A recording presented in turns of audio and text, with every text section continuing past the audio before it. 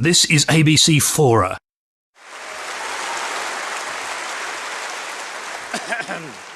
Thank you very much, guys. We had that very moving welcome to country earlier from Glenn, and I'm now moved to say that we're going to move quickly from the sacred to the profane. I've been reading Christopher Hitchens' work for many years now. I almost said religiously, but I thought better of that. In the past decade, I've been lucky enough to interview him on many occasions by satellite link from remote studios in various parts of the United States. And because we tend to do that live, for him, where he's sitting, it usually turns out to be some ungodly hour. But, excuse another pun, as we know, Mr. Hitchens is a rather ungodly person. Now, with Christopher Hitchens being the sort of fellow that he is, with the kind of healthy appetites that he has, and frankly that we expect of him, he has on occasion been somewhat the worse for wear during those interviews. There was one particularly memorable occasion when he spent much of the interview doing a very amusing live commentary on the technical expertise of the sound man and the camera crew. That's when I knew that one of his hidden talents was for John Cleese impersonations.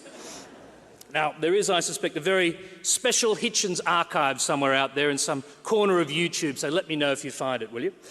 But I have to say, cometh the hour, cometh the man, because no matter how little sleep he's had, no matter what his state of occasional dishevelment is, and no matter how incompetent the studio crew, Christopher Hitchens has always risen to the occasion.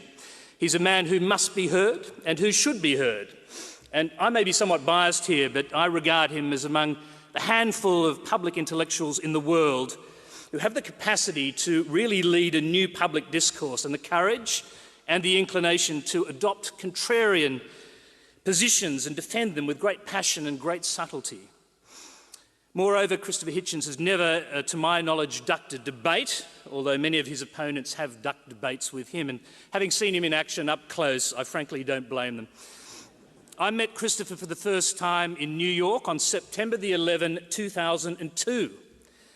It was our job to sit together for a few hours and talk in front of a live camera on a windswept building across from that ghastly hole in the ground where the World Trade Center and its surrounding buildings had 1 year before been amputated from the New York skyline by the actions of a small group of Islamic terrorists. Now, when I was asked by the ABC to go to New York and do the first anniversary broadcast, I had only one condition, and that is, I'll do it if we can persuade Christopher Hitchens to join us. The reason for that was simple. Christopher had thought more deeply and more profoundly about September 11 and its implications than anyone I'd read or heard talking about it at that time, and his own battles with Islamic extremism dated back to the fatwa against his friend, the writer Salman Rushdie. And you can see consistent streams of thought about God and religion flowing through the book that he's here to talk about tonight, and the ideas that he's going to talk about tonight. The book is God is Not Great, How Religion Poisons Everything. If you haven't read it, I can tell you that Islam is not the only, nor even the primary target. This is not his satanic verses. Christopher is an equal opportunity and multi-faith debunker.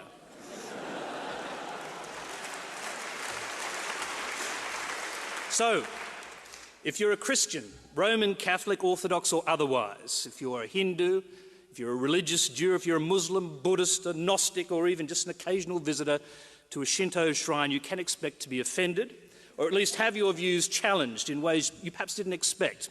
Ladies and gentlemen, please welcome to the podium journalist, writer, lifelong contrarian and militant atheist, Christopher Hitchens.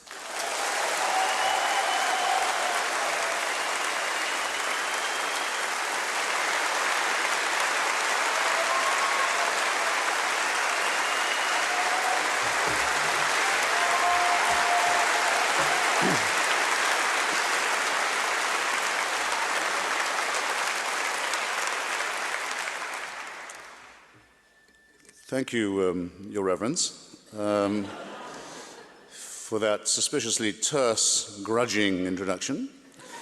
Thank you, ladies and gentlemen, very much for coming.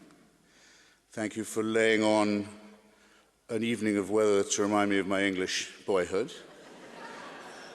In other ways, to make me feel at home, as I always do when I visit Sydney, which is the only place I've so far visited where if you stay in the neighbourhood I am staying, You go for your daytime, or it might be a nighttime constitutional walk, and you wonder exactly how to get back. And you stop someone and say, "Excuse me," you find yourself saying, "Am I headed for the rocks?" Question I've asked myself many a time and on many a midnight stroll, but only in Sydney do they say, "Yeah, no worries."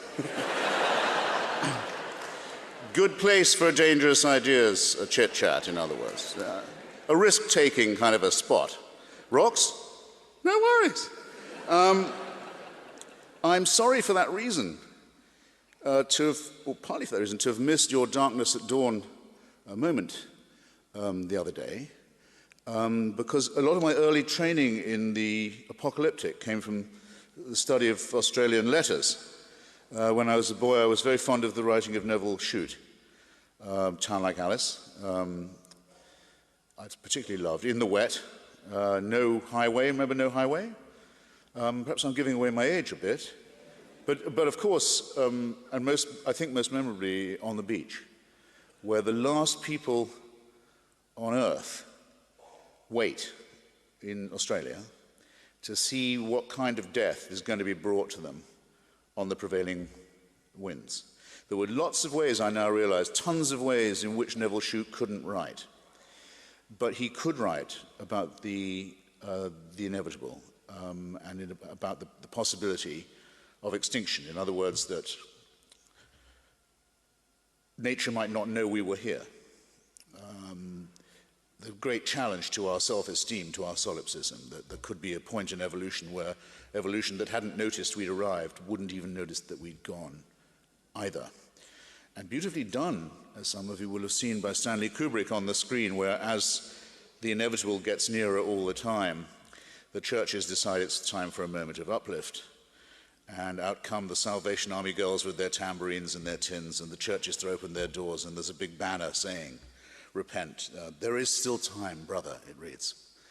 And it mocks what's coming, and it doesn't know it's doing it. Last attempt to fill up those empty spaces in the church. And at the close, the streets are empty, and it's a dusty, howling wilderness. But the banner, "There is still time, brother," is still flapping in the wind to mock all our illusions. And it's the attempt to live without illusions that I believe is the most dangerous, but the most worthwhile, and in some ways the most enjoyable undertaking, despite its risks, of all. And that's why I'm here, and that's why you're nice to have me. Now,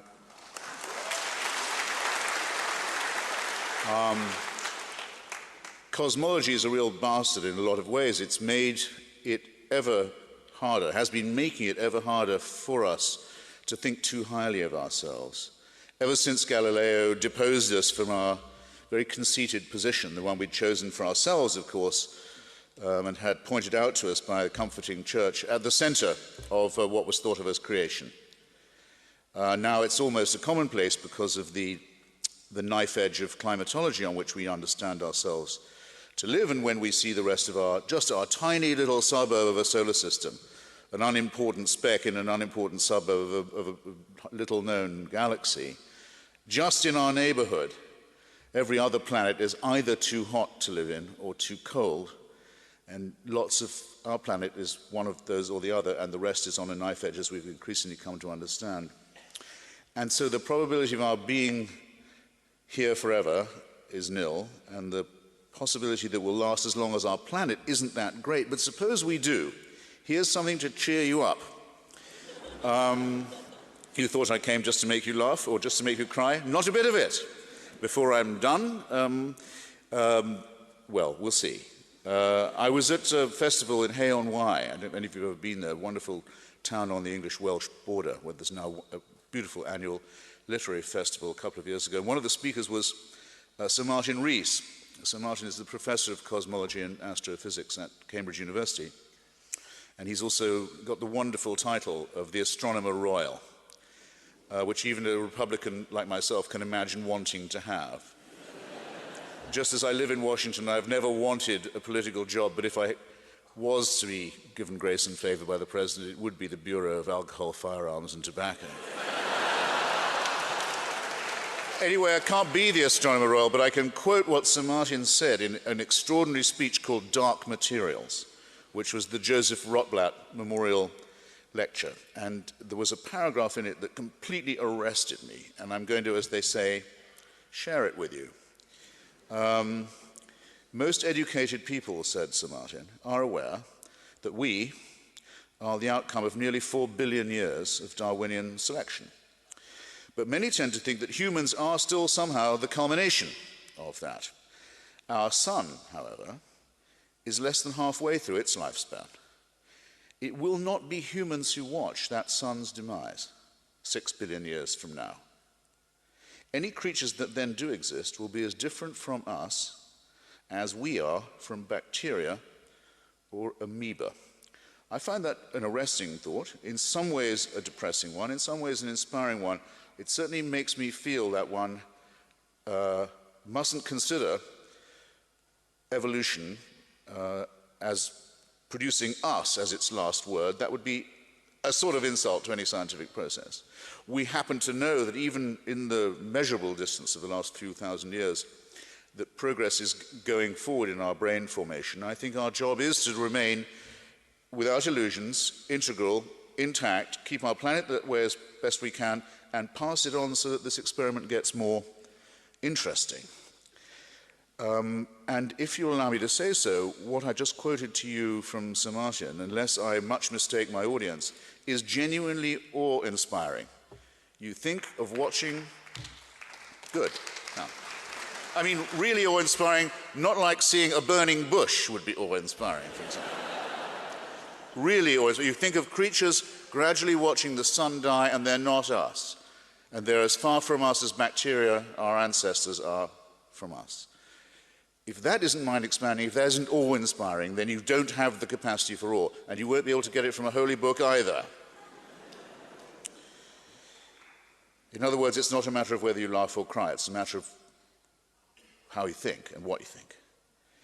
And the realization that comes with it is congruent with many things, I believe, but not with the idea that truth can come from desert revelations made to schizophrenics and epileptics.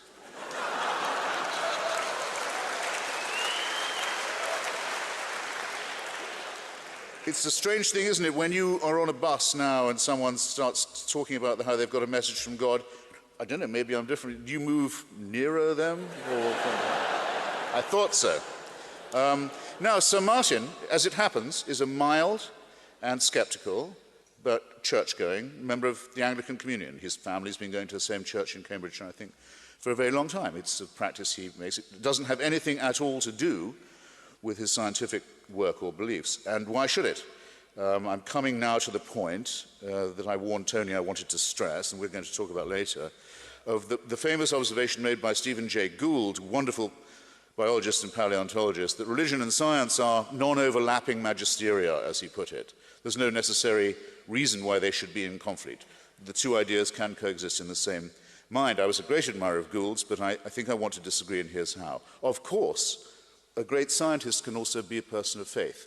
Joseph Priestley, for example, who more or less discovered oxygen, as we understand it, and whose laboratory was smashed for profanity by monarchist and loyalist mobs in Birmingham and drove him over to Philadelphia. He was a Unitarian, a great man of science and the Enlightenment, but he believed in the phlogiston theory. Alfred Russel Wallace, who did most of Darwin's early work for him, not just on selection, but on continental drift as well, working to your near north that you used to call the Far East, Indonesia, loved nothing better than spiritualist seances. Really liked a bit of table turning and table rapping and burblings from the beyond to sweeten his day. The greatest scientist Cambridge ever produced, possibly, arguably, Sir Isaac Newton, was an alchemist, who kept a furnace permanently going in his rooms, which he several times set fire to, in case the moment would come when he would work out how to turn lead into gold. Believed that the Catholic Church was the Antichrist, may have been onto something. Was obsessed with the measurements of he thought it would be better to know the measurements of the original temple than to find out about gravitational theory. Anyway, but a great scientist. It goes on.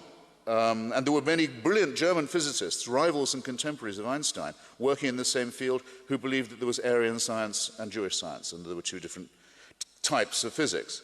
So, of course, these things can coexist, but it seems to me that it's not a matter of their coexistence or their overlap as to whether or not they are compatible, whether or not they're ultimately reconcilable.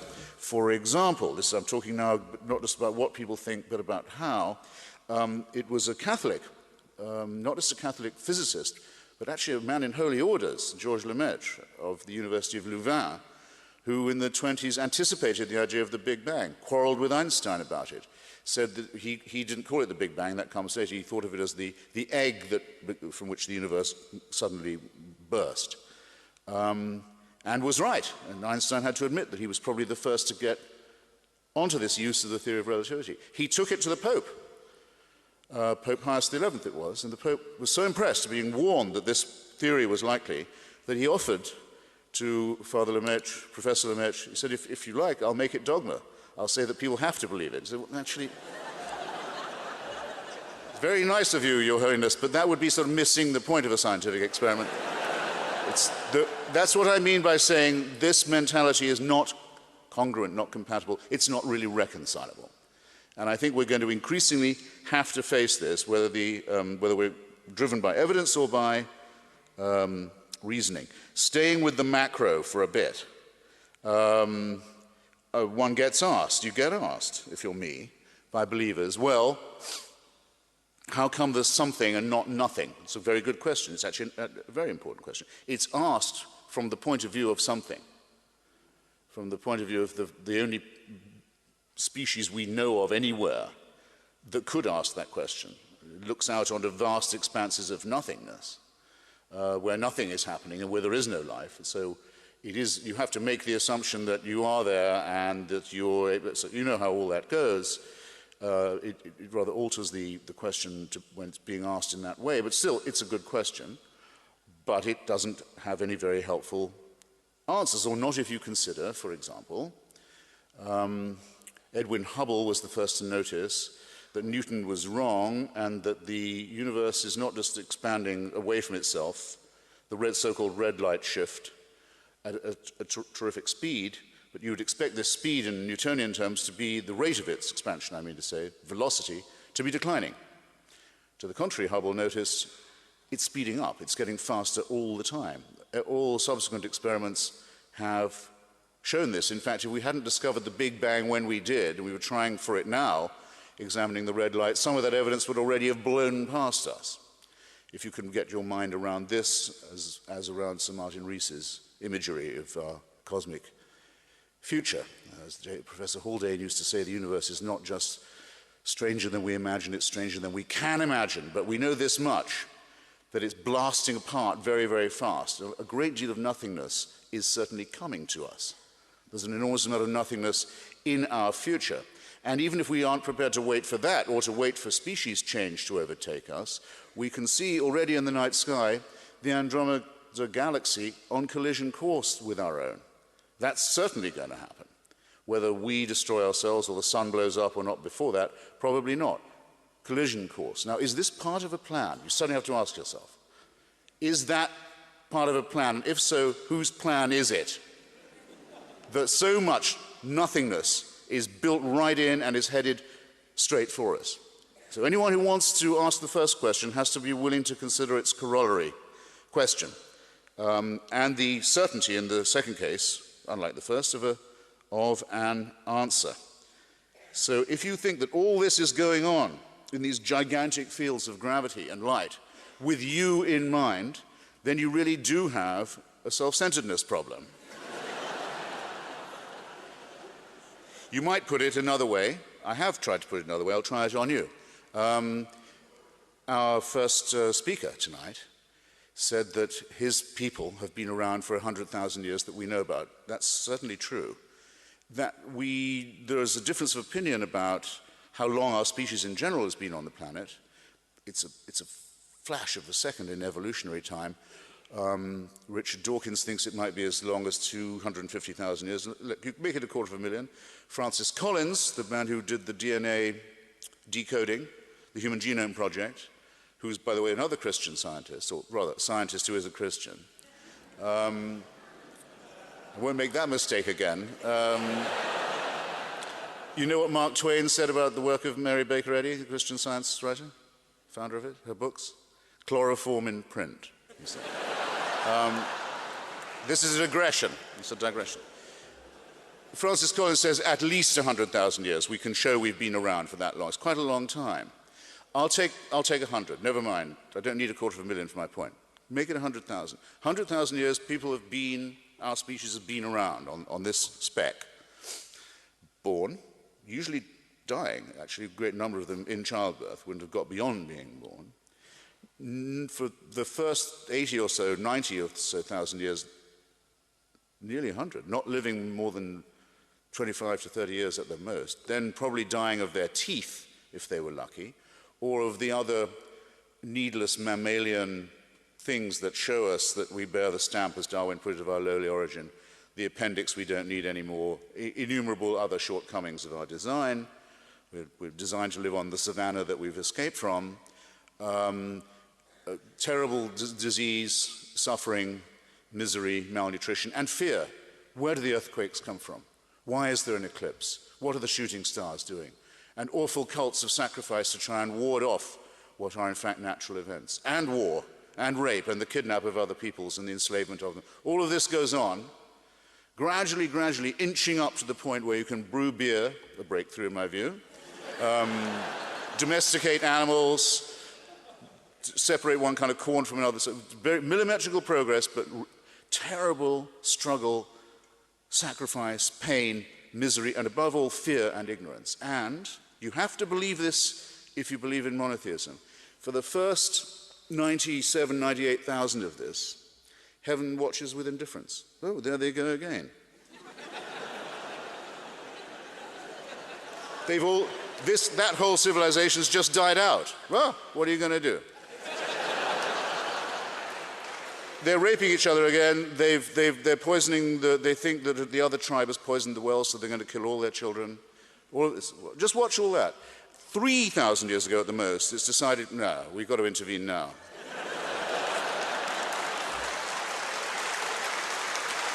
You have to believe it. You have to believe it. And the revelation must be personal, must appear. So we'll pick the most backward, the most barbaric, the most illiterate, the most superstitious, and the most savage people we can find in the most stony area of the world. We won't appear to the Chinese, who can already read.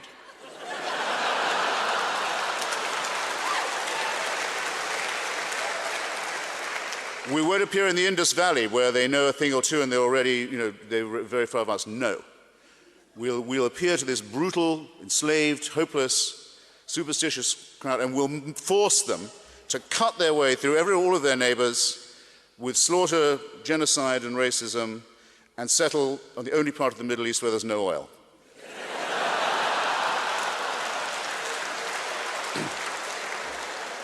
And all subsequent revelations occur in the same district. And without this, we wouldn't know right from wrong. Now,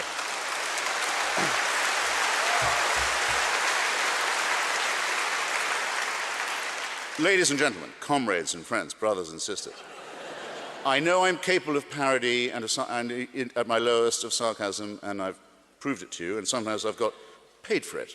But in seriousness now, do I seriously misrepresent the situation? You must believe something like that happened, or did not, in order to address the whole question of where monotheism comes from. I would say it can't be proved that that isn't how we came to understand the morality and the need for it, but I would regard it in the light of the other evidence I've touched upon as being in the very highest degree improbable. That is the way we discovered how to think, how to decide how to live with one another, what our duties are to each other, and so forth. And I submit it to you in all No, I'm not going to say humility. I just submit it to you, okay? And again, if this was the plan, was it made by someone who likes us? Well, that's another question. And if so, why have 99.9% of all the other species that have ever been created already died out? And part of what plan was that? You see, if it is a plan or a design and one cannot positively prove that it is not, it only restates the original problem. The planner must be either very capricious, really toying with his creation, or very clumsy, very tinkering, and fantastically wasteful. Throw away 99.9% of what you've made. Or very cruel and very callous, or just perhaps very indifferent, or some combination of all the above. And so it's no good saying that he moves in mysterious ways, or that he has purposes that are opaque to us, because even that kind of evasion has to make itself predicate on the assumption that the person saying this knows more than I do about the supernatural. And I haven't yet met anyone who does have a private line to the Creator of the sort that would be required even to speculate about it. In other words, I've never met anyone in holy orders or out of it who isn't also a primate. And neither have you. Thus, when the local prince of the church, who I was sorry to miss on Tony's show, Cardinal Archbishop George Pell, takes leave to tell me, and is going to tell you under this roof, that in his own words, without God we are nothing. My reply is, Your Eminence, please don't talk to me in that tone of voice.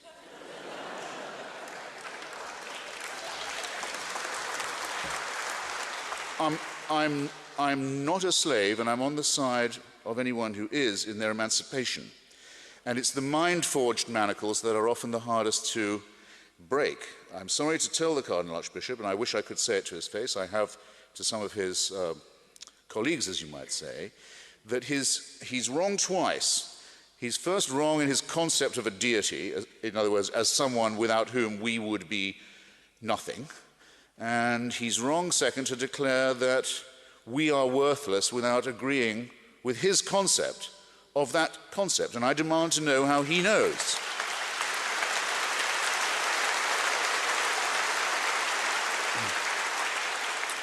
His Eminence is claiming to know more than a primate can possibly know, and he's showing that he knows much less than most primates probably should.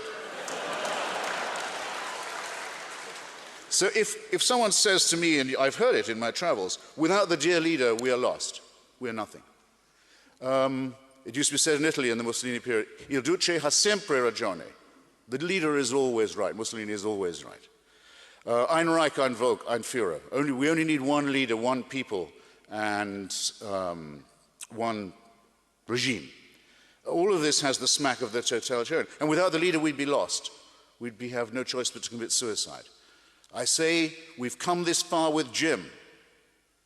Let's drink it now. Without him, we're nothing. With most of those sort of invocations, one hears instantly, or rather, I would say one smells instantly, the unmistakable reek, stench of the totalitarian temptation. And we should be armored. It should be innate in us to resist it. And where it isn't, we should learn how to build it up as a matter of survival. But instead, religious morality asks us to overcome doubt, to overcome skepticism, to leave it behind, to suspect the faculty that of ours is the most precious of all, the ability to philosophize, the ability to think for ourselves, the ability to challenge existing authority. No, that's all to be distrusted. That could be a temptation. The evil one, it's not an accident, says that it's the tree of knowledge of good and evil that at all costs you must avoid, because anything to do with knowledge could immediately turn profane. So we know nothing about the quantum except that there is such a thing. That's as far as we've got with it now. We know it works. We know if you use it, you can measure an extraordinary number of things to an amazing degree, but we don't know how it works. We don't know about galaxy formation. We know a lot about our DNA, but we can't yet use it to cure ourselves. We're miles from doing any of that. We are, I won't re-emphasize the incredible amount we don't know about the cosmological, and the uncertainty principles adumbrated by Werner Heisenberg. All we know is that we know much less and less, but at least we know less and less about much more and more. So is this a time to say we don't need any further inquiry? All we need is faith in the boss? I would say not. It's just as when I am asked, when the question is put, is there free will? The believer will say yes, because we've been given it.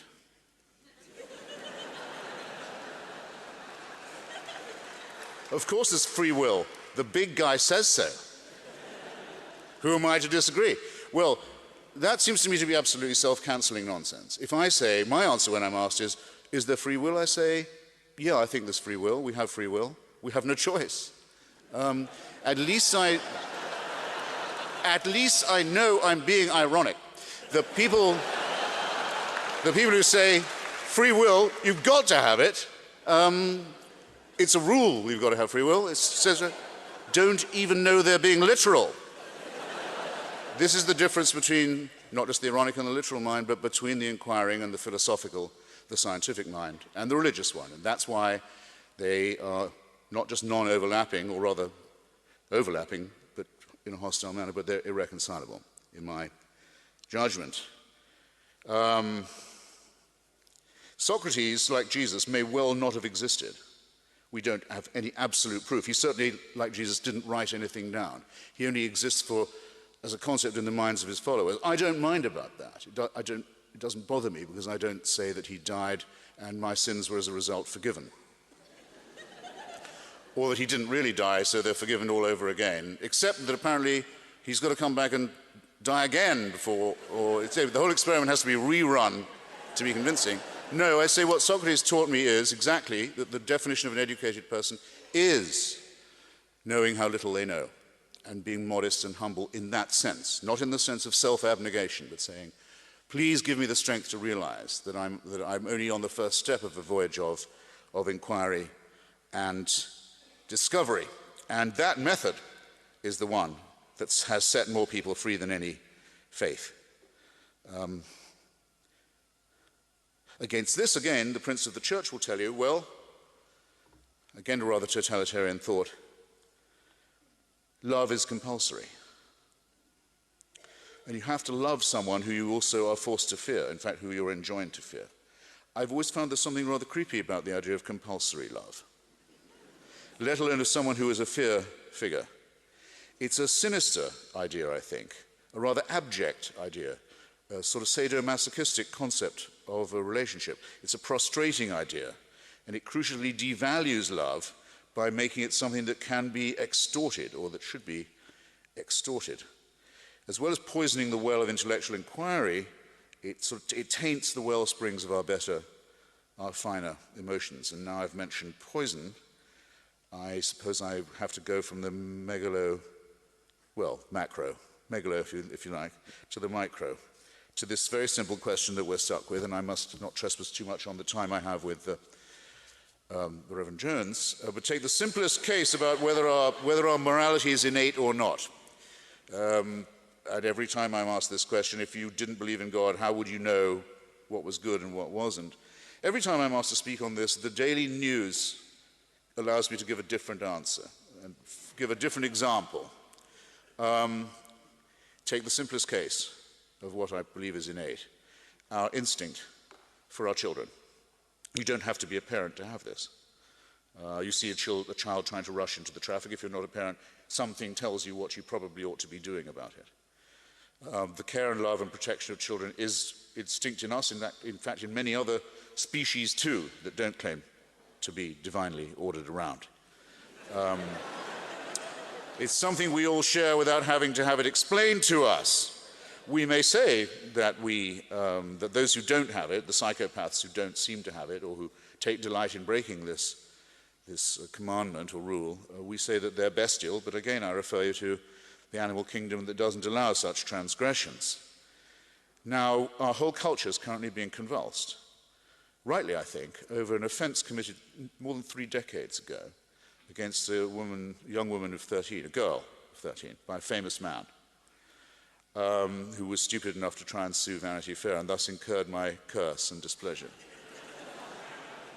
It's good that such an argument can go on for so long, I think, legally and morally, because it shows that individual rights are paramount too, just as it was right that France should convulse itself and suspend all other business until the question of Captain Alfred Dreyfus had been settled one way or another.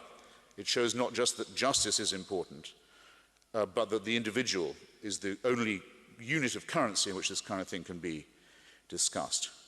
Now, the very best I found you can say in Mr. Polanski's defense would be that there was some kind of sick complicity involved, that either the girl or her ambitious parents or the general context of permissiveness or something of the sort gave him the feeling that it was probably okay or not that bad to give her a muscle-relaxing drug as well as some booze. And then don't ask yourself why he wanted her muscles relaxed, please, because then you'll have to read the court transcript and you'll find out. And it's pretty horrifying. And I think people are quite right to be instinctively outraged, to think, no, if I can think of the worst thing I've ever done, you're already thinking of it. The thing about yourself you'd least like to have generally known? Complete silence. Very satisfying. Most of you, I imagine, are thinking, yeah, but I wouldn't do that.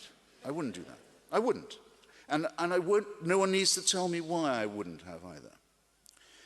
So that's all I want to say about that. But I'm much more outraged currently by what happened not 3 decades ago, but 3 weeks ago to Miss Fawzia Youssef, a Yemeni girl who died in childbirth in a hospital in Yemen, hemorrhaging to death, trying to give birth to an already dead baby, the result of her having been married, compulsorily but legally, at the age of 11.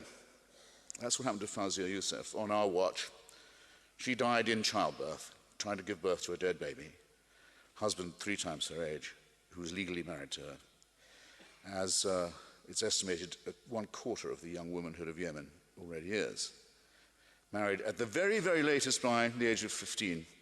And though there have been moves in the Yemeni parliament to raise the age at which a young lady may be betrothed, these moves have been blocked, even as recently as last September after this outrage, by a political party, which I will not tell you the name of this political party, but it is not the Yemeni Secular Party. In Iran, the age of consent doesn't come up, by the way, because there is no consent to any sex outside marriage in Islamic society in any case, and many kinds of it are punishable by death. But the age at which a young girl may be married was moved up finally. The Islamic Revolution put it back to 9. I think it was moved up to 11, which you might say was progress of a kind. Now, you see, this isn't just backward countries we're talking about. And let's not beat about the bush. The Prophet Muhammad was betrothed to his favorite wife, Aisha, when she was 6. It wasn't thought fit that he could marry her then, in the full sense of the term, but he put it off till she was 9. And across a vast swathe of the world, worse things than Roman Polanski has even thought of doing are done as a matter of law and of course, and in the name of, no, not in the name of, but because of the preachings of God's anointed. And then the religious turn to you and you say, secularism must mean moral relativism. Your ethics are situational. And I say, well, let's just hear that again. Because given that I've taken the simplest moral baseline it's possible to take, the protection of defenseless children, isn't it true that all the leading religions of the world are Abrahamic? Yes, we love to stress it. We adore to say that we have all this wonderful multicultural thing in common. And what was Abraham most famous for, apart from having a wife who had a baby when she was 101, which is an advance over dying in childbirth when you're 11, having been raped, probably by a close male relative, if you really want the truth. Apart from that, Abraham's most famous for saying, if God wants me to kill my boy, of course I will.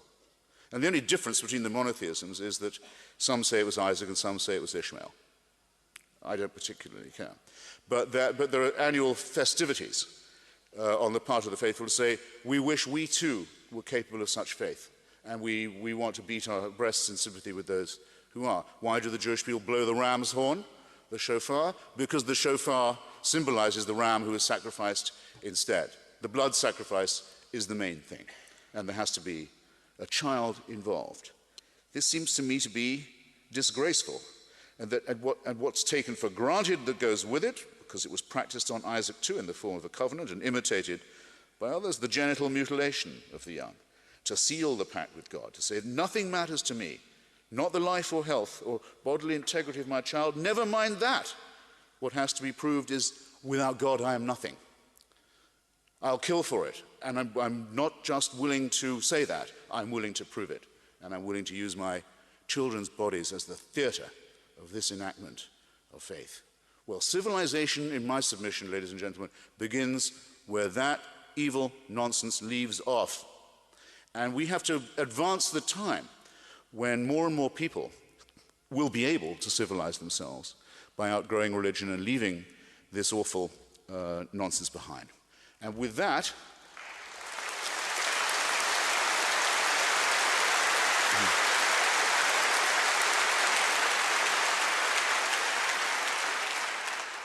I think I've realized that if you haven't copped my drift by now, I might as well go and sit in that chair anyway.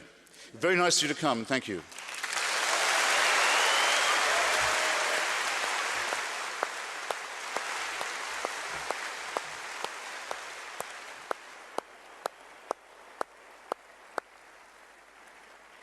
Have a quick drink of water while you can. Now, it's like your book. How many minutes was that, by the way? I'd just like to know. I think if I guessed it right. I think it was 38. Okay. I cheated them of 7 minutes. That's all right, we can talk. But I yield back the balance of my time, as they say in the Senate. Let's start, if we can, with a portrait of the artist as a young contrarian. And I'd like to know, did you ever, as a young man or a boy, actually have any religious faith? I'm terrified that someone here might have bought my book and have read my answer to that question. If you haven't, by the way, it's available at fine bookstores. I'll make it quick. I never did. I think a lot of people have the same experience as me. I wasn't maltreated by any faith or any church or anything like that. I didn't have a reverse Damascus of losing my faith. What I did was more like discover that I didn't believe. I think probably there are a fair number of people here who know what I'm talking about, who had the same experience. The way I discovered it was this. I had a nice teacher called Mrs. Watts, an old trout, when I was at a boys' school in Devonshire. I must have been about 10. And she was our nature teacher, nature walks. Come on, boys, show you different kinds of tree, flower. I used to know the difference. Bird, that sort of thing. But she was also our scripture teacher. I used to enjoy scripture lessons because it was my first, I didn't know this, but it was my first work as a literary critic. I was going through, well, no, it was called Search the Scriptures. They'd give you a text on a piece of gummed paper that the government would send, because we're an officially Anglican country, my country of birth. The Queen is the head of the church as well as the state, you know all this, and the armed forces. I hope she has a long life, if only because the moment she checks out, her bat-eared, chinless,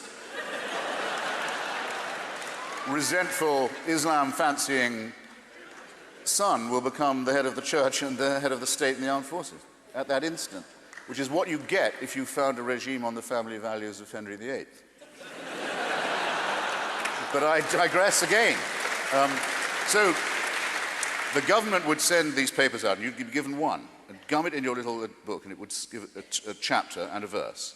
And you'd have to look that up and say what led up to and what led away from this verse. So they wouldn't give you the story, just the verse, and you'd have to tell of what story or parable this verse was the culmination.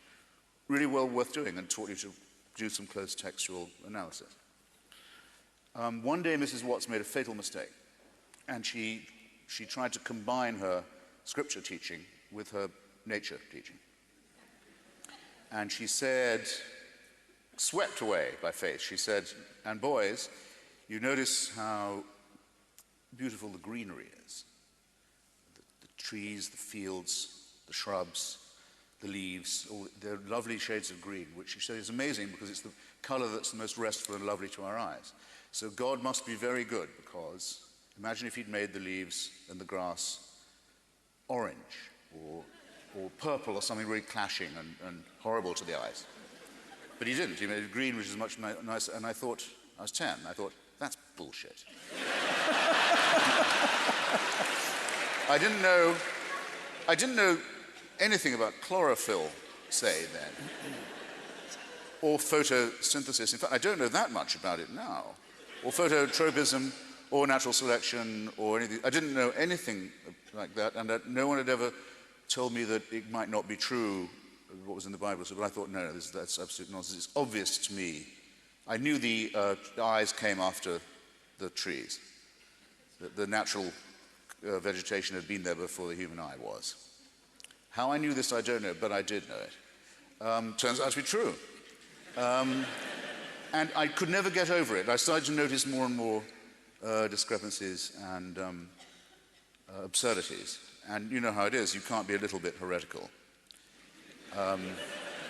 That's partly why I favor compulsory religious instruction in schools.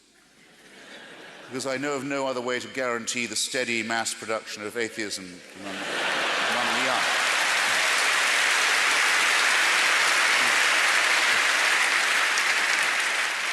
Do you know, it never occurred to me when I asked that question it was an invitation to recite the first chapter. No, well, there you go. But you've done so. But if you want, the hard copy is still fine paperback version.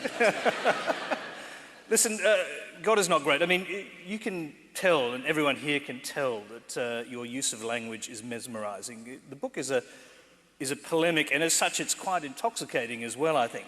But for this conversation, I've been looking for the flaws in your argument, and here's what I think the main one is.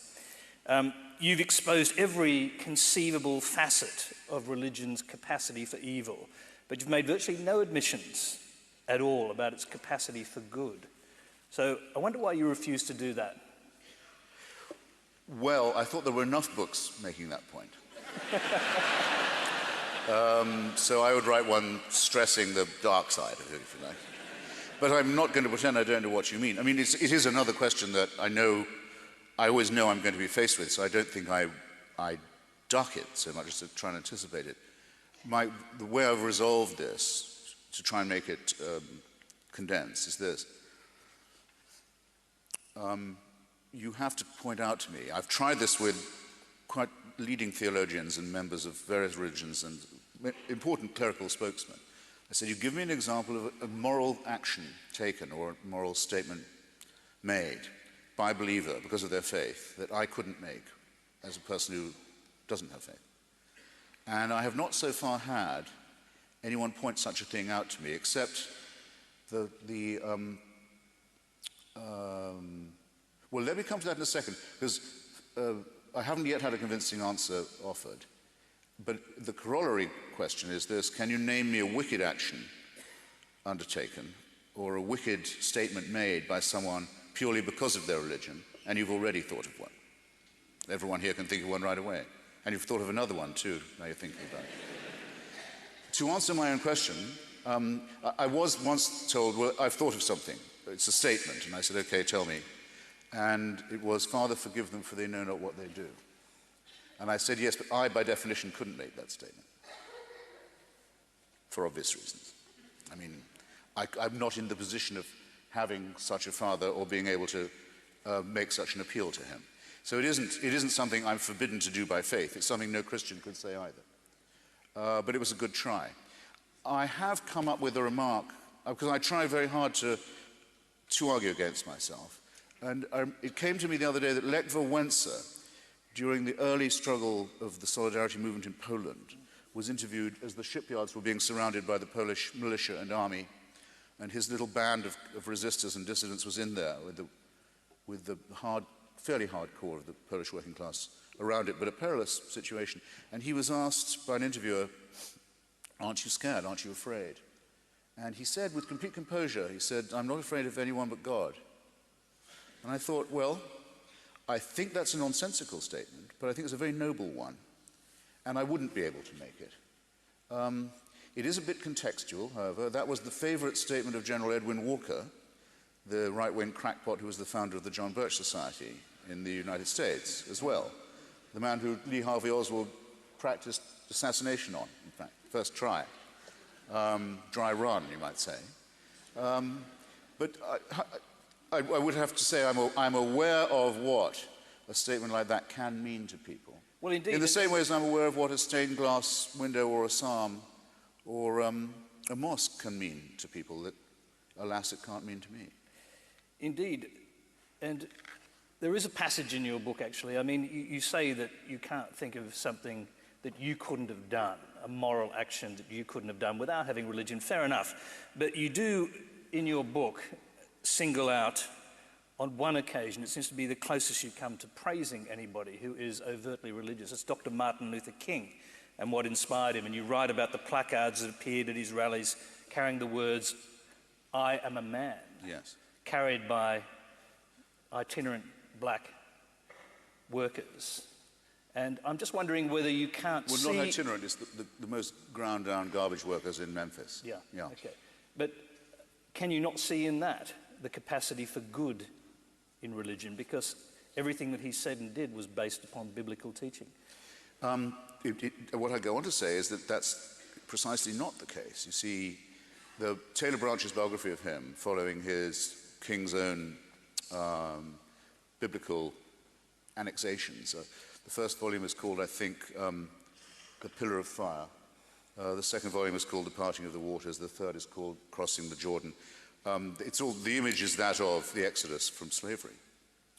But I say in my book, and I'll repeat, because I never tire of doing so, why it's a very good thing that Dr. King isn't basing himself on the biblical.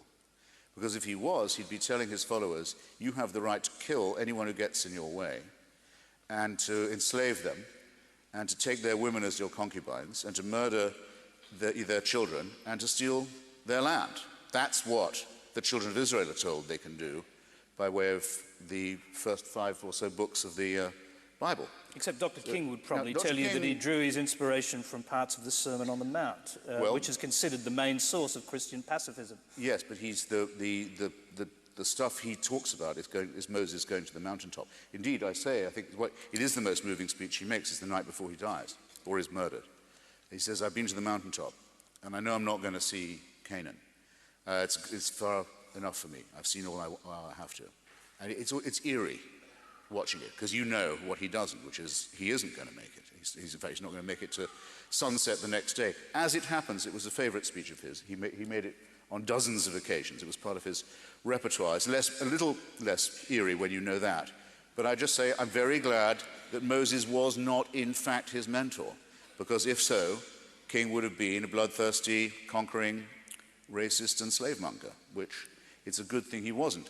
The great problem with the King legacy is this. It's meant that for every school child in America, the legacy of black secularism in the civil rights movement has been completely abolished. The people who actually organized the March on Washington, A. Philip Randolph, for example, fantastic black trade union leader, Bayard Rustin, a brilliant black socialist intellectual, the people who actually did it. And Philip Randolph proposed the first march in Washington during the years of Franklin Roosevelt. All these people are gone. And it's the prevailing view among most white liberals that black people only really respond to preachers. And as a result, an enormous number of black frauds have been foisted on the population, as long as they can get the word reverend in front of their name.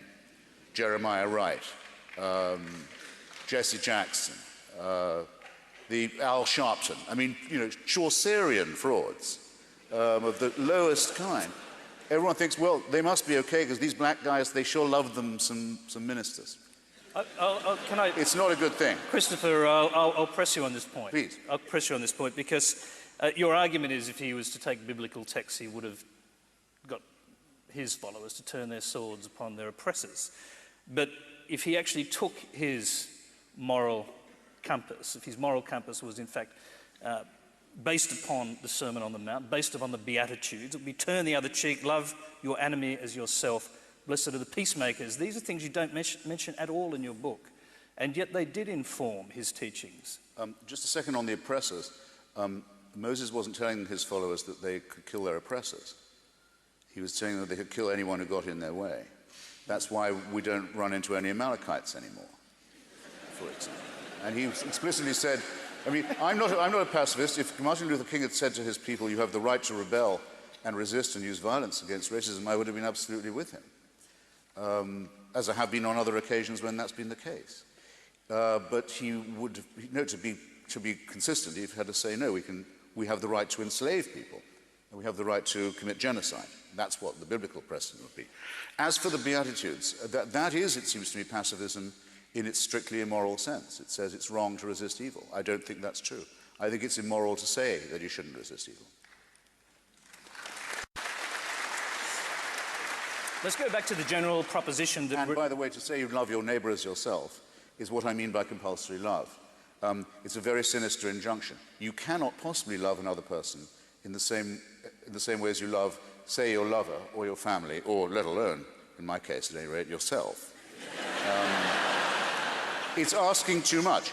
The golden rule says it's asking too much, and that's not all that's wrong with it. It's asking too much, and it's guaranteeing that you will fail, and therefore that you'll have to feel constantly guilty for your shortcomings. It's demanding the impossible for you on pain of hellfire. This is not a good thing. It's not good for the morals either. The golden rule, demand for yourself, demand of others the self-respect that you would demand for yourself. That's fine. That's doable. It's hard, but it's feasible. It has a contradiction in it, a big trap door, actually, which you can ask me about if you like. But at least it's not immoral, but it's not Christian. It appears that the idea of the golden rule, do unto others as you'd like to be treated yourself. It appears in the Analects of Confucius. It's in the Babylonian Talmud. We don't know of any society that didn't have some such commonsensical morality. Okay, look, religion gets its morality from us. We don't get our morality from religion.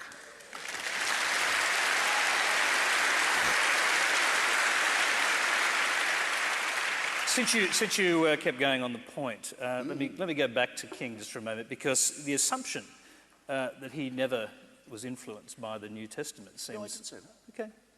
I say that his main narrative was Exodus.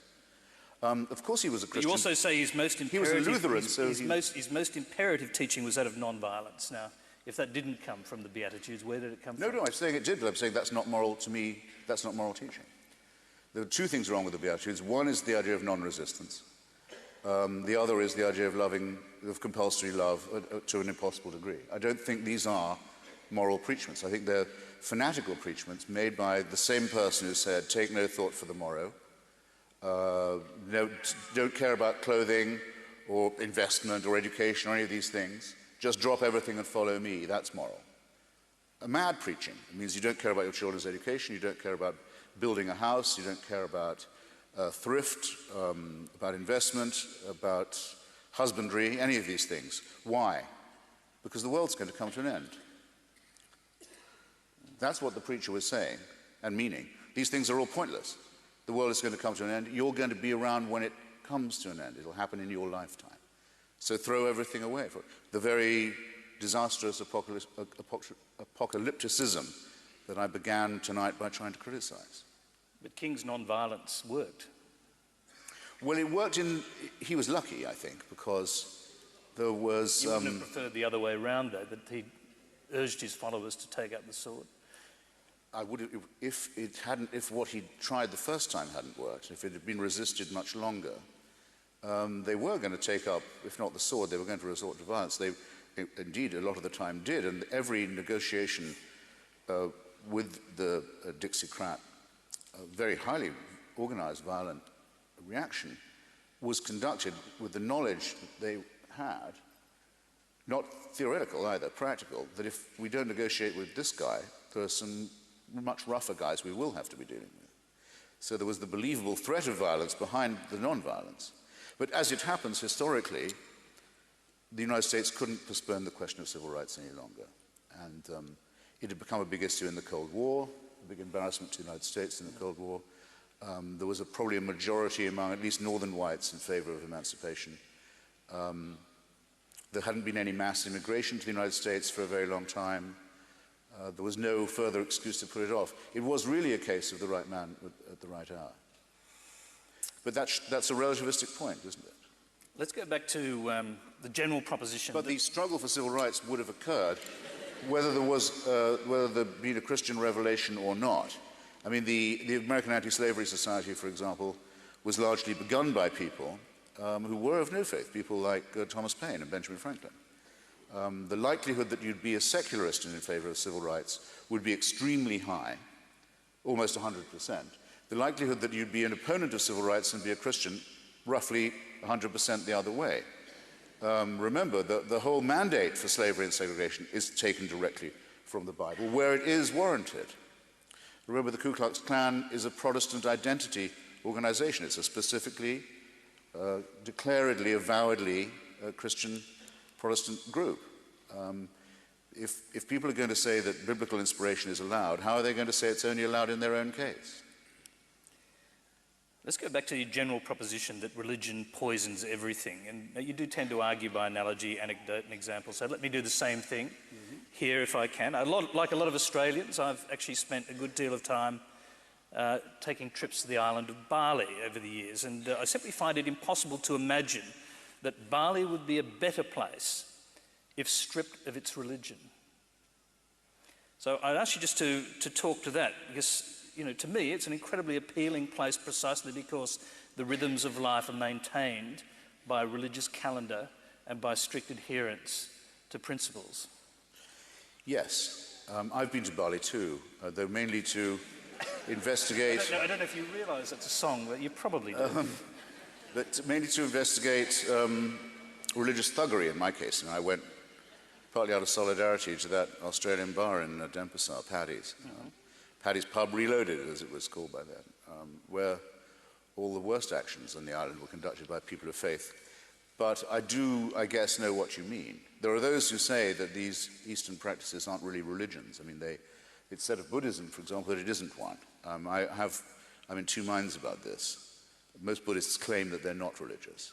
It's not a God business. It's a spiritual practice, if you like. Well, in Bali, 95% of the people roughly adhere to what they call the Hindu Dharma. Yes. It's a blend of Hinduism, Buddhism, and ancestor worship. Yes.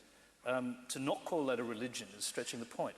No, I agree. I mean, it's more like, it seems to me more like a culture or a practice. I mean, what threats do they make against non-believers? We don't know. I mean, it's also very highly evolved. When you say, it's a bit like asking me, can I imagine England, my country of birth, or anywhere else in Europe without cathedrals? No, I can't. I absolutely can't. Or rather, if I try, I don't like the idea. Yes, but the difference is that 95% of the population don't worship in those cathedrals, whereas in Bali, people's lives are controlled and run along this religious clock. Yes. It's the harvest. Yeah. There are even ways of worshipping your vehicles, your machinery. Sure. Silly, but probably harmless. I guess what I say... You wouldn't like to see it gone, though, would you? No. What I say in my introduction is that all of that and more, better and worse, it's not I don't mind. I mean, how tolerant can I get? How nice do you want me to be? It's just that I may dislike it very much, but I don't expect people to give it up or want them to. I insist only that they leave me out of it, okay? That I don't have to know what they believe. That they don't want a subsidy from the government for it, that they don't try and teach it to my children, that they don't expect me to have to live under it in any way, then that's all absolutely fine. But therefore, for me, the test of religion is in a way whether it proselytizes or not. And it seemed to me in Bali that if there ever was a time when they did that, they'd given it up. I'm sure there was a time of terrible spiritual and religious warfare in that part of the world. It can't have been the only part of the world where there never was. The Balinese actually ran from an Islamic invasion. That's why they exist. I mean, there's that too. But I mean, I bet between different Buddhist and Hindu groups, there have been terrible episodes of homicide and worse. There are some parts of the world where they've calmed down and got over it.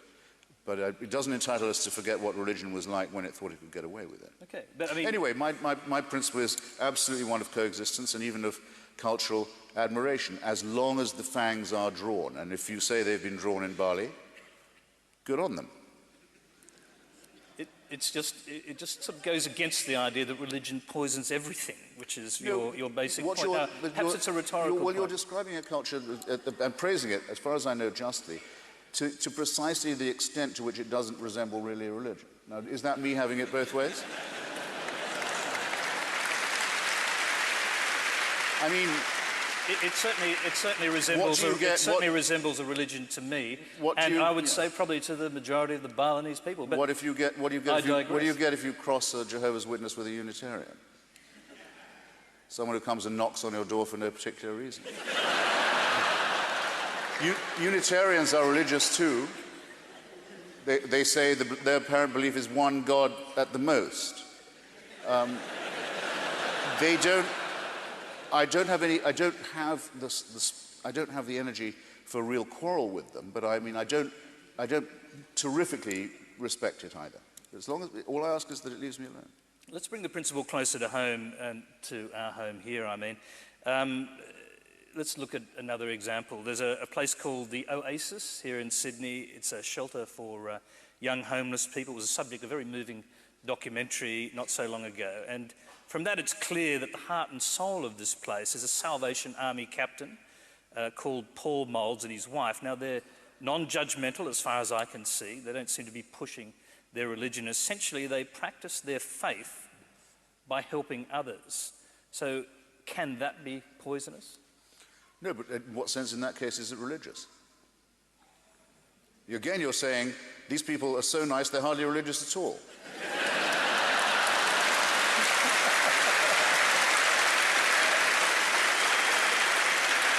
You're making...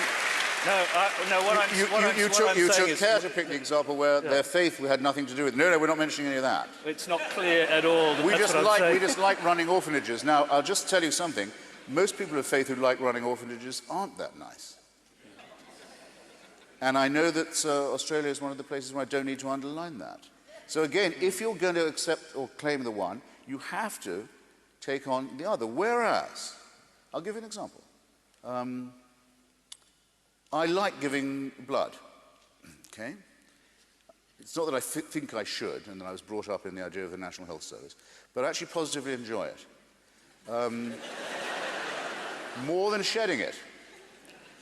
I find it a pleasurable, relaxing experience, and I get pleasure from the idea that the National Health Service, or wherever I am, isn't going to run out of blood. And I don't lose a pint, because I regrow it quite quickly, but someone else gets one. I like that. There's a great book by an old socialist called Peter Titmuss called The Gift Relationship, about how people like to help and they get positive benefit to themselves from helping other people. And I also have a very rare blood group indeed, and I want to make sure that when it's my turn to hemorrhage, there's enough blood around the place. Why make a strenuous thing of it? I don't say, and by the way, vote for my party now, or come over to my team or so. No, I've just done a good thing for its own sake. How about that? Okay. And the sake includes my own, and it is the human species we're talking about. As a test of your principle, then, I'm going right back to where we started here because you went on a bit of a tangent. But just sticking to these people, sticking to Captain Moulds and his wife just for a moment. I mean, they are people of faith. That is what drives them to do what they do, 24 hours a day. Okay, they're not proselytizing. Right. And perhaps that's the thing that for you lets them off the hook. But in fact, they are still religious, and they are evidently doing something good. So I'm simply saying your principle doesn't hold up in that case. Well, I don't know enough about them to be sure about that. Not trying to be funny, I don't know. But I mean, if there's a motive apart from for its own sake, then I would be inclined to suspect it, however ostensibly sweet they were. Yes, I would say that. If there's a hint of proselytization, if they're so careful to point out they're not doing it, I wonder why they're so keen to disclaim something. I just don't know. But I mean, you know, I give my money to charities like Médecins Sans Frontières or Amnesty International that go and help my fellow creatures without any supernatural inducement or consideration. Okay, this sort of brings us back to, and we talked about this the other night, but it brings us back to why people seek solace in religion. The killer quote, of course, came from Karl Marx. Religion is the sigh of the oppressed creature, the heart of the heartless world, just as it is the spirit of a spiritless situation. Yes. I mean, it's interesting, he said it so clearly and so well. And doesn't that sort of at least demonstrate why it's still today in existence? Well, and to complete the quotation, which is from the introduction to his critique of Hegel's philosophy of right, he goes on to say criticism of religion is necessary. Criticism has plucked the flowers from the chain, not so that men may wear the chain without consolation, but so that they may break the chain and cull the living flower. So what Marx is saying is, of course it's a consolation, and it arises from a deep spiritual hunger, but it's false consolation. It's not the friend it claims to be, and it's always vulgarly misrepresented as Marx having said that religion was an opiate of the people, that it was a mere narcotic, a ruling class drug scam, which it's of course not. It's self-generating. And it comes, I think, not just from unhappiness or loneliness, or what was sometimes in that same discussion called alienation, but from a need that we would have, no matter what the material circumstances were,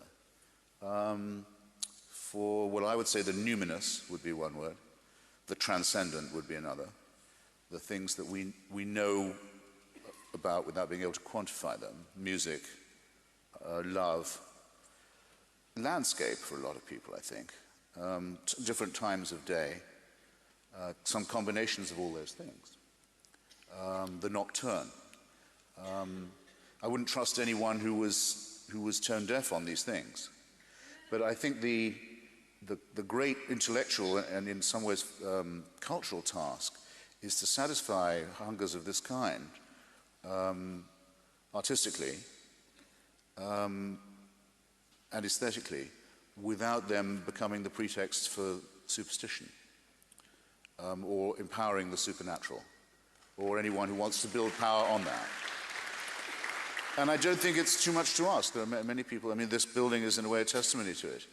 It's not a cathedral exactly, but it's where people can come for music and for a sense of there being something higher and finer than the everyday.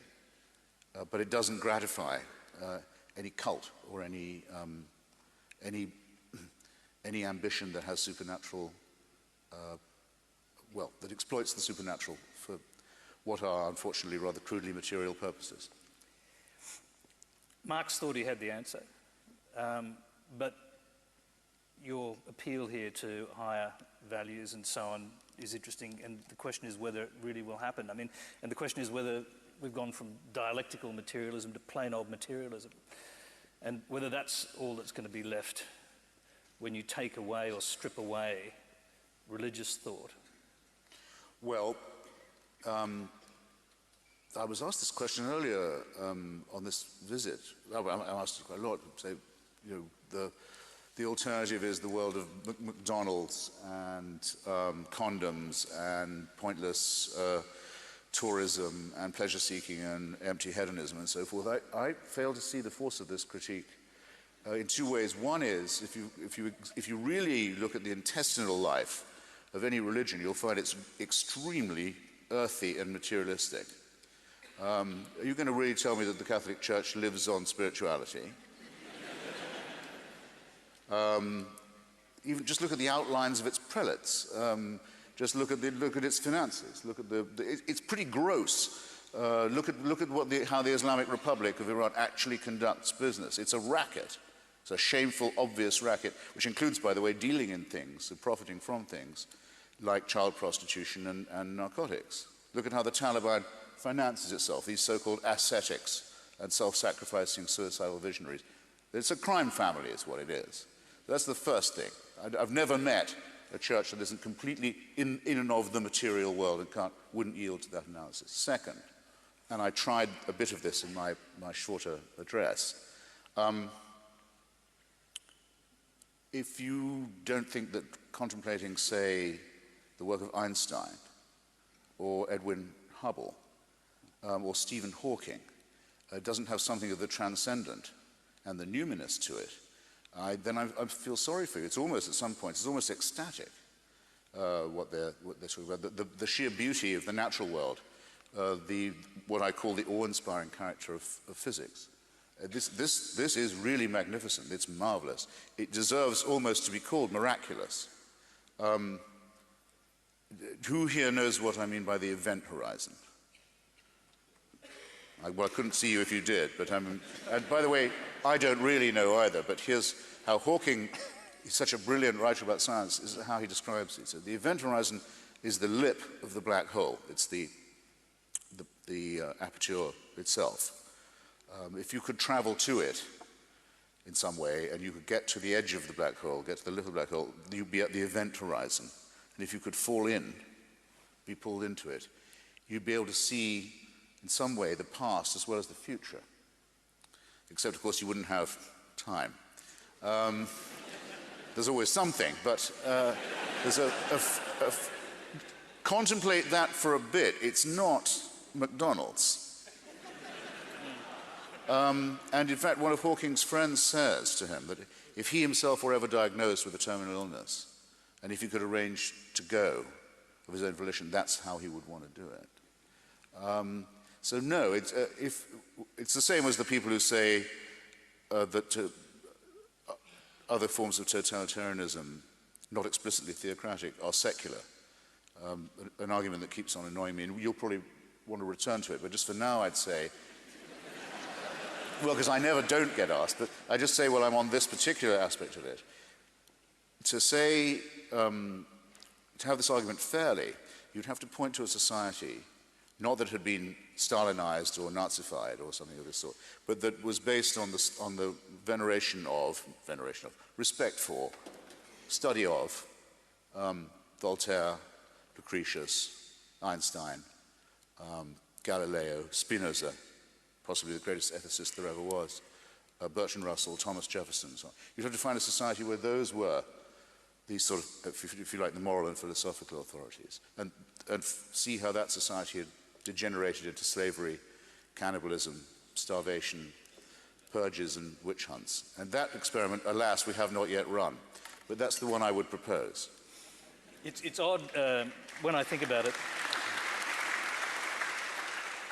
It's really odd, in fact, that I chose to do this as a devil's advocate interview. But let's leave that aside. Oh, no, wait, I'm sorry, I have to now.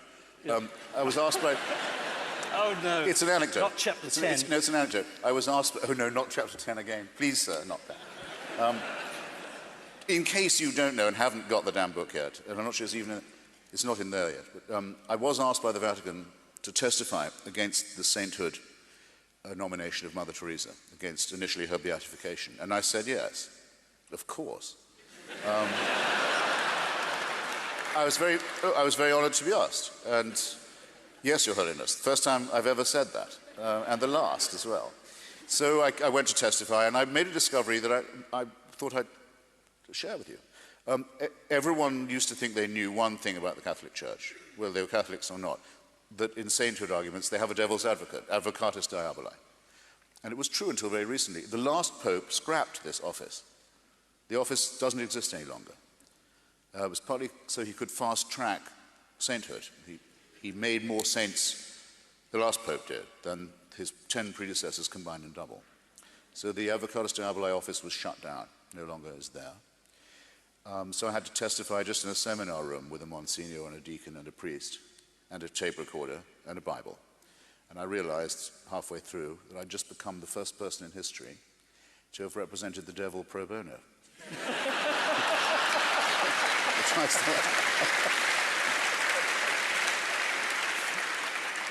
Okay. Which is a distinction of a sort. You took us into the realms of cosmology a short time ago. Here's another quote from your book. Religion has run out of justifications thanks to the telescope and the microscope. I mean, you're simply arguing that... It's a bit simplistic, that, isn't it? Yes, it is a bit. But you are simply arguing that science has killed off religion, is that right? I'm saying I think it's incompatible with. It's the two ways of thinking as well as the two modes of discovery that follow are incompatible with it, irreconcilable Yes, I do think so. But it's a bit crude to say that the microscope and the telescope alone will do it. I was thinking more about what we found out about our own human nature, namely the microscope. We know a lot more about what makes us morally and ethically the way we are, and what our kinship is with the lower animals as well. From the telescope, we know more about the origins of our cosmos. It's a shorthand for what I was trying to enlarge upon this evening. Yep. The Might problem have is to revisit that. the problem is there are going to remain fundamental questions which science almost certainly will never answer. For example, if the origin of the universe was the Big Bang, what caused that to happen? How could the entire universe simply pop into existence magically for no reason at all? I mean, because science won't be able to answer those questions, religion will always seek to. Well, I think it's the other way around, actually. I mean, the reason why religion is such a great argument to be having is that it is our first attempt at making sense. I mean, religion is what you get before philosophy. It's our first attempt at philosophy. Most philosophers started off as religious, as did many ethicists. It's our first attempt at cosmology, first attempt at healthcare, by means of miracle, alas, but still. And prayer. It's our first attempt to make sense. And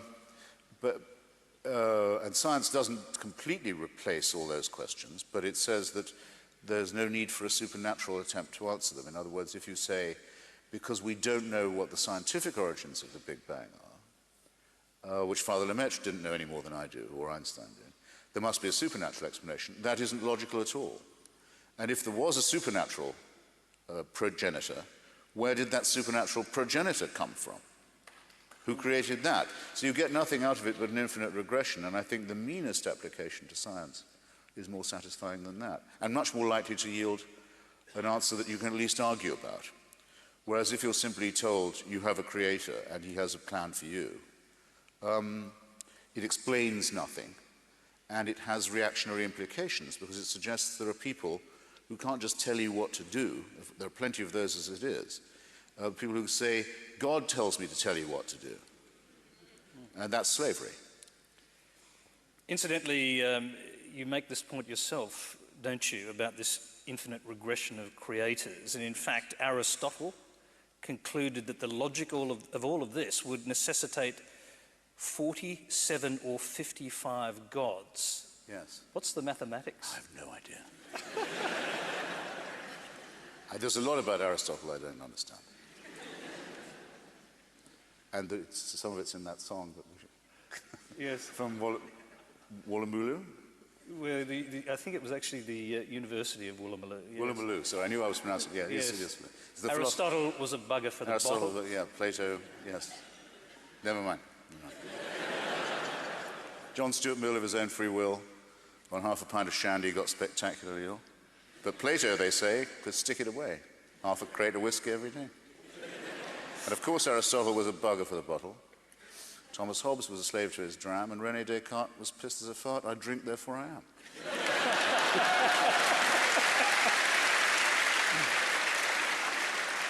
Okay. If my wife was How the hell did that happen? Yeah, I should really know. Yes, Socrates himself is particularly missed. Lovely little thinker, but bugger when he's pissed. Then something about the raising of the wrist. There's nothing Nietzsche couldn't teach about the raising of the wrist. Yes, okay. Let's get Immanuel serious. Kant was a real pissant. Very seldom stable. Martin Heidegger was a boozy beggar. He could think you under the table. David Hume could out-consume. Schopenhauer and Hegel. Hegel, yes, there you go. And Wittgenstein was a boozy swine who was just as sloshed as Schlegel.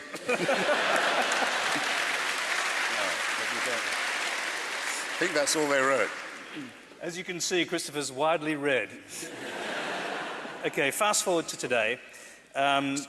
Acutely aware that they will never be able to answer some of these big questions about existence, some scientists have come up with the idea of quantum cosmology. And it seems that, and I think you almost alluded to this yourself, that quantum physics almost has a theological dimension now. Could this become, in fact, the new religion? Well, I think that there are signs of, I think that, look, to back up a bit, I think that the temptation to worship has to be admitted as being innate in us. I mean, there are very few people who are born without it. I think I may be one of them, but I mean, I don't say I'm completely immune to superstition either. I mean, I'm a primate. I think for that reason, I don't think religion is eradicable, or that it would be desirable if it could be eradicated. I think it needs to be, if you like, domesticated, brought under control. That very quotation from Marx that I used in his critique of Hegel shows that he understands that this is a product of the human soul, if you wish, or human personality. It's not just the result of unresolved material contradictions. Thus, it's been folly for any communist regime to try and put it down, to put that shortly. So yes, it's possible that people could become worshippers of physics, yeah, or the quantum. Just as in my view, and it's beginning to worry me, in some of the green and environmental movements, there's a feeling that we've brought punishment upon ourselves.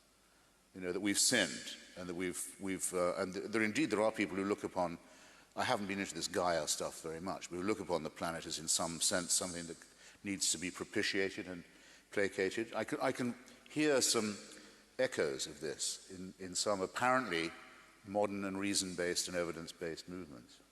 Yep. So yeah, it's always there, and you always have to be on the lookout for it. I'm actually talking about physicians, well, not physicians, but the quantum physicians, yeah. I suppose you would call them cosmologists. Put very simply, the idea is that things can just happen spontaneously. Particles can pop into existence without warning and disappear without warning. And the corollary of that, according to Paul Davies, among others, is that the entire universe could have just popped into existence. I'm reading this book about the quantum now and about Heisenberg.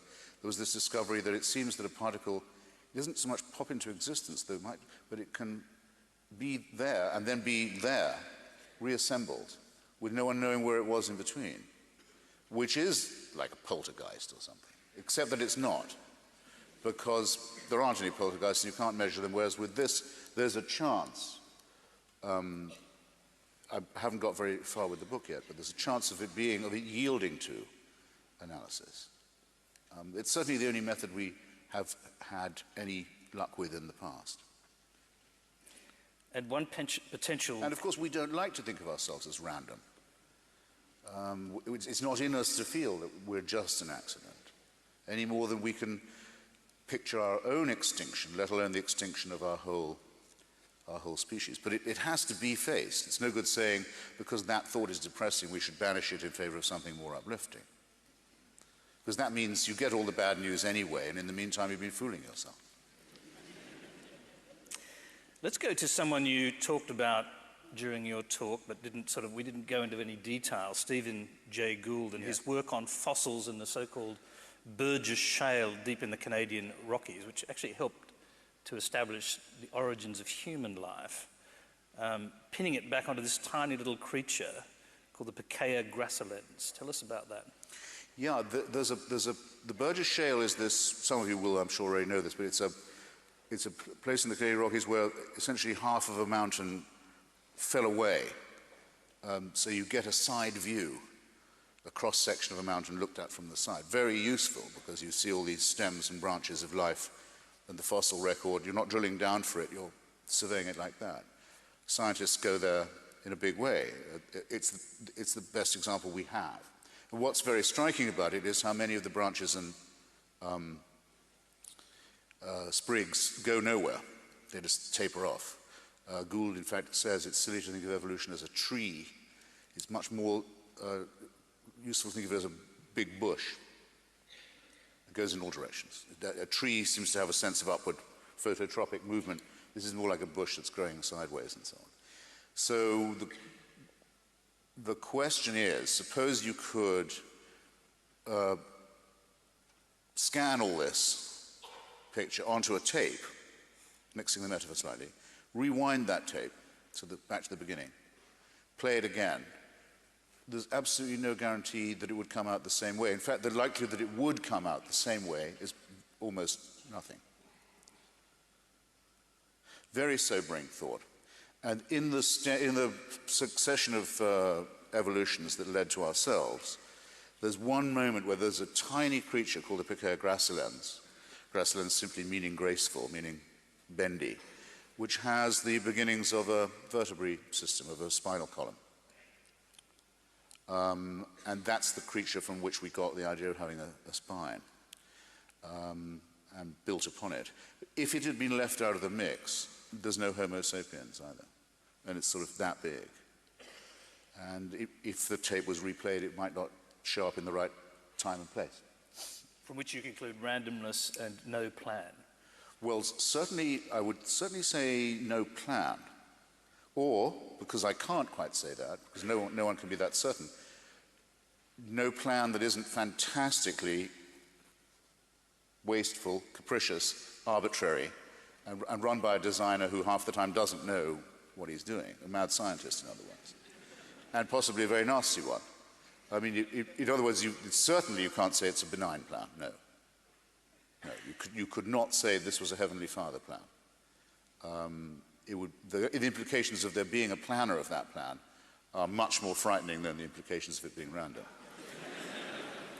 We're running towards the end, but I want to quickly go to Stephen Jay Gould's own philosophy, because you mentioned it earlier. He was not an atheist, in spite of understanding this. He was an agnostic who took the view that science and religion ask different questions about life.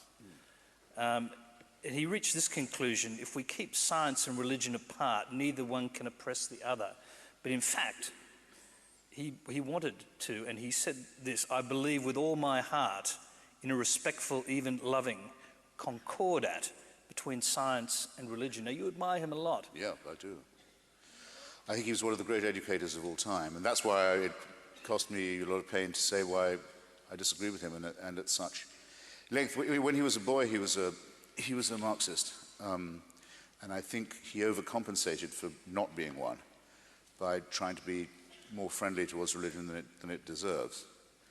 And well, for the reasons I've already given, I don't think it's true that there can be a real coexistence. I think they're constantly trying to patrol the same frontier, and in the case of religion, to cross it in inappropriate ways. I mean, why should it be that in the United States, great country of science and technology and reason, there's this unceasing attempt to have nonsense taught in the schools with government money? They won't quit. They've been beaten back. They keep coming back for more. They try and smuggle it through customs. It used to be when they were strong enough, they would ban the teaching of Darwin. Until the 20s, they could do that in some places. Now they can't do that. The next demand was for equal time, sounds fair, for what they then called creation science. Nice try. That was exposed as a fraud. Then they said secular humanism is a religion. That shouldn't be taught either. The latest is intelligent design. I refuse even to call it that. I refuse to gratify them by using the term. It's creationism. And again, with the equal time demand, fairness, great American virtue. So after the biology class, we'll have the creation period. And then after chemistry, where it'll be time children forget your alchemy books out. This with taxpayers' money. And then we'll be doing, well, you can see how the rest of it will go. After astronomy, we'll be doing our zodiacs. So, no, we're not having it. Now, why don't they say, I want to hear it from them, that it's possible to be a religious person and not preach garbage in school? Let them be the ones to propose this compromise, and then if I see a genuine hand being extended, I might take it. But I think Stephen was attributing much more goodwill to the other side than it really manifests. I think this will have to be a final question, really, Christopher. Your critics sort of argue there's no light and shade, no room for disagreement in a Christopher Hitchens argument. And I mean, do you accept... Ladies and gentlemen, yeah. I mean... Do you accept actually that you are rather evangelical in your promotion of atheism? No, because I have nothing to convert anyone to. See, that's, ladies and gentlemen, you should regret that giggle. I mean, you will. Tomorrow you'll be sorry. I have nothing, I ask yourself, have I tried to persuade you of any one point of view? No, I've said, beware of anyone who says that you don't that you already have all the evidence you need. That's been my constant point. The only progress we've ever made, can ever hope to make, is by continual doubt, skepticism, the measurement of evidence against theory, practice against theory. That's not just, as I gave with the example of Father Lemaitre and the Pope, things cannot be, even if they're right, established as dogmas. I think I rest my case. Couldn't we end on a more controversial note? We can, if you like. Something bitchier, I mean. I think I've got just the thing, actually, because, and it was Professor Richard Dawkins who did this, put this kind of slight upon atheism, I suspect. He wants you all to be called brights, I guess because you're brighter than the rest of us. Yes. I really wish, I say in my book, he and Daniel Dennett, another great scientist and teacher, I really wish they hadn't done that, because I think it's wrong perhaps three ways. I mean, no one could say Father Lemaitre was stupid, for example. That's one thing. Two, if it was a test of intelligence, it would have the unpleasant suggestion that that's how society should be ordered. I mean, like the Brave New World concept of the alpha and the beta and down to the epsilon and so forth, which is a sinister behaviorist form of utopia.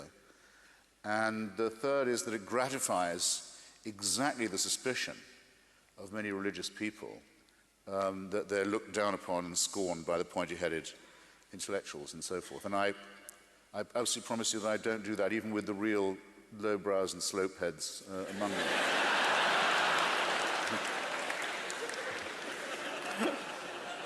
They're my fellow primates too.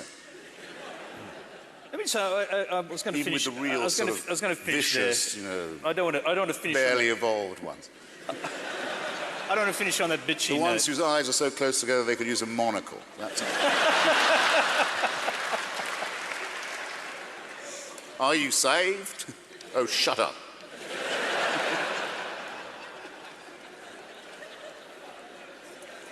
Okay, just to be clear, and it's obvious, obviously, to just about everybody, but an atheist is a person who believes there is no God. An agnostic believes that nothing is known or can be known about the existence or nature of God. Why is that a less rational position than yours? Sorry, I just jumped like a pea on a hot shovel because I'd meant to say this when you said about Stephen calling himself an agnostic.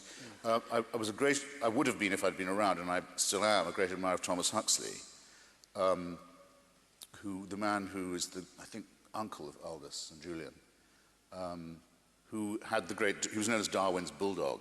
He had the great debate on Darwin at the Natural History Museum in Oxford with Bishop Wilberforce, known as Soapy Sam to his parishioners, who was a descendant of the great William. And Huxley creamed him on that occasion, as everyone remembers. It was a walkover for our team. And so we're all very grateful to Thomas Huxley, but I can't thank him for his coinage of the term agnostic, which was his bolt-hole term.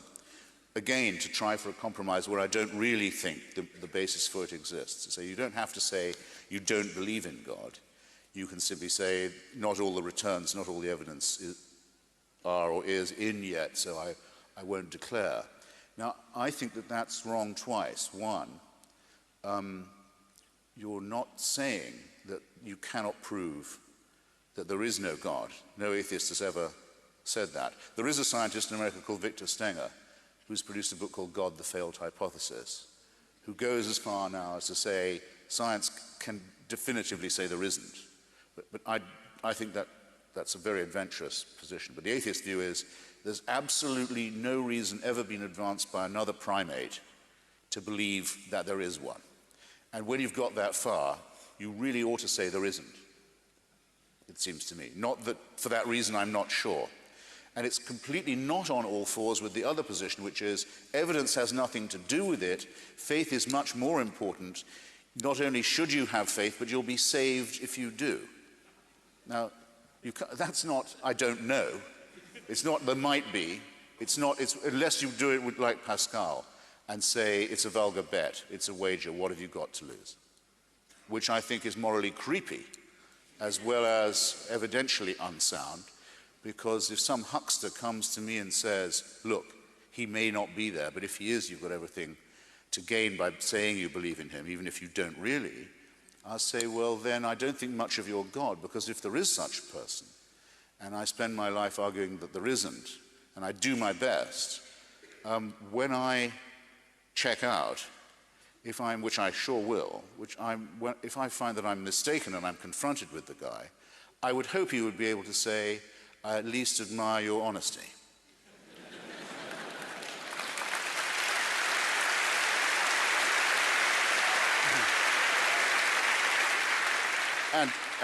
Okay, let's close on this, ladies and gentlemen.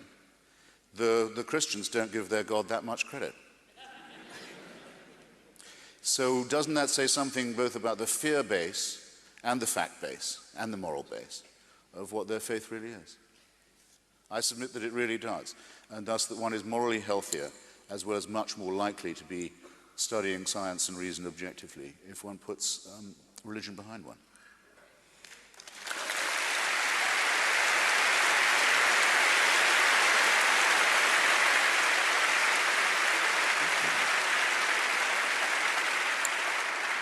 Ladies and gentlemen, save your applause, because I'd just like to say thank you. We see Christopher Hitchens here probably once a decade or something along those lines, and I hope we don't have to wait that long to see him again. I've certainly enjoyed talking to him. I'm sure you've enjoyed listening to him. Please thank him properly now. Thank you.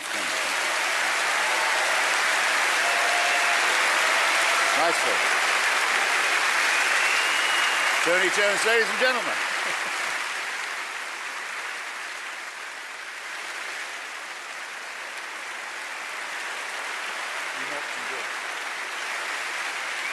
Are you going to show this?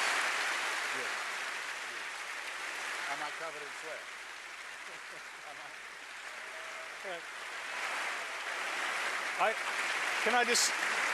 I don't know what an encore is in this environment.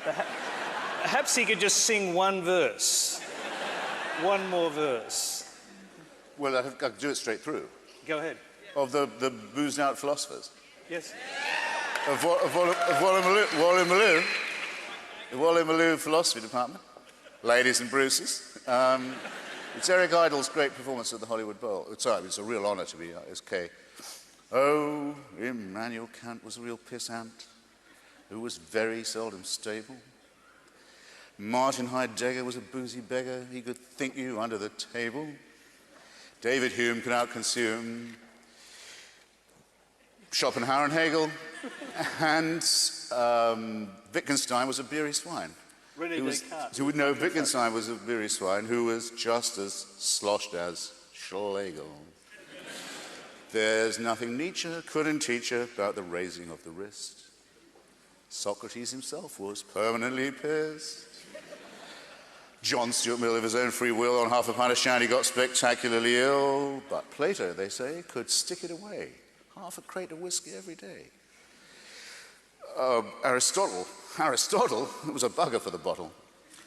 Thomas Hobbes was a slave to his dram, and René Descartes was pissed as a fart. I drink, therefore I am. Yes, Socrates himself is particularly missed. A lovely little thinker, a lovely little thinker, lovely little thinker, but a bugger when he's pissed.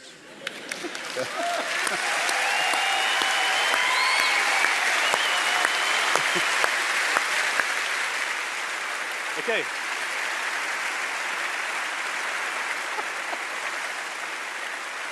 Yeah. If the song had a title, which it doesn't yet, I think it should be called Reductio. This is ABC Fora.